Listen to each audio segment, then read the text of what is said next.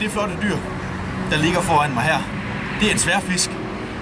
Og lige den her sværfisk, den er blevet fundet over ved Kolding Fjord, død og strandet derovre. Sværfisken her, den er jo lidt, som I måske også tænker, en usædvanlig gæst her i Danmark. Og sværfisken, den yngler faktisk i Sargassohavet. Altså mange, mange 100 kilometer her fra de danske farvande. Men alligevel så er sværfisken altså en sensommergæst ude i Nordsøen.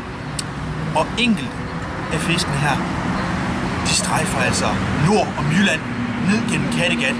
Og sværfisken her har altså gjort netop det og har strandet over ved Kolding Fjord.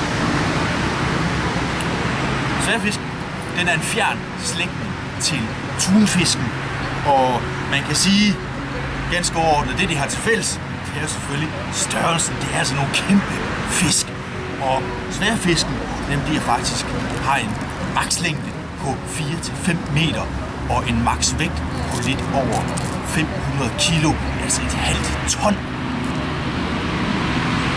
Sværfisken er også ligesom tunfisken en rigtig, rigtig god svømmer. Meget strømlignet, og vi kan se herude har vi jo altså sværdet, så der er selvfølgelig også navnet. Sværdet her, det bruger den til at svømme ind i stimer og slå vildt omkring sig i fiskestimerne her, og simpelthen lamme eller skade nogle af fiskene, så den derefter har meget nemmere ved at spise.